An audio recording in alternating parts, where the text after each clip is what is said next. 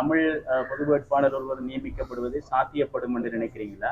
அடுத்து அவ்வாறு நியமிக்கப்பட்ட அந்த தமிழ் வாக்குகள் எல்லாம் சிதறடிக்கப்பட்டு சிங்கள வேட்பாளர் ஒருத்தர் ஜனாதிபதியாக தெரிவு செய்யக்கூடிய வாய்ப்பு இருக்கு. இது சம்பந்தமா உங்களுடைய கருத்து? தமிழ் பொது வேட்பாளர் நிறுத்தினால் என்ன, நிறுத்தாவிட்டான சிங்கள வேட்பாளர் தான் ஜனாதிபதியாக வருவார். தமிழர் ஒரு காலமும் ஜனாதிபதியாக வரையலாது.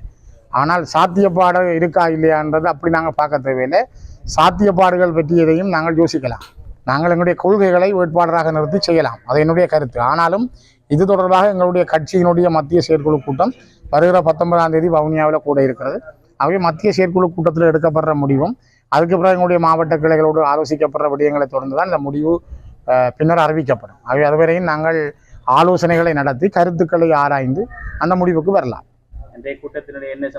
இன்றைக்கு நாங்கள் வெறுகல் பிரதேச செயலாளர் பிரிவு, வெறுகல் பிரதேச சபைக்கு உட்பட்ட பகுதிகளுக்கு எங்களுடைய மாவட்ட கிளை தலைவர் கோதாசன்ன மற்றும் இந்த மேனாள் பிரதேச சபை கௌரவ உறுப்பினர், கௌரவ தவிசாளர், கௌரவ உபதவிசாளர் உறுப்பினர்கள் மற்றும் இங்குள்ள கட்சியினுடைய தொண்டர்களோடு சமகால அரசியல் நிலைமைகள் மற்றும் இங்கே உள்ள தேவைகள், மக்கள் எதிர்கொள்ளுகின்ற பொருளாதார நெருக்கடிகள், அவர்களுடைய வாழ்வாதார பிரச்சனைகள், இந்த அடுத்த கட்ட நடவடிக்கைகளை எவ்வாறு முன்னெடுத்தல், ஜனாதிபதி தேர்தல் தொடர்பிலும் சரி அல்ல கட்சியினுடைய தொடர் நடவடிக்கைகள் தொடர்பிலும் எல்லா விடயங்களையும் நாங்கள் ஒரு உறவு அடிப்படையிலே இந்த இடத்துல கலந்துரையாடி கொண்டோம். ஆரோக்கியமான நல்ல பக்குவமான கலந்துரையாடலாக அது இருந்தது, மகிழ்ச்சியானதாக அமைந்திருந்தது.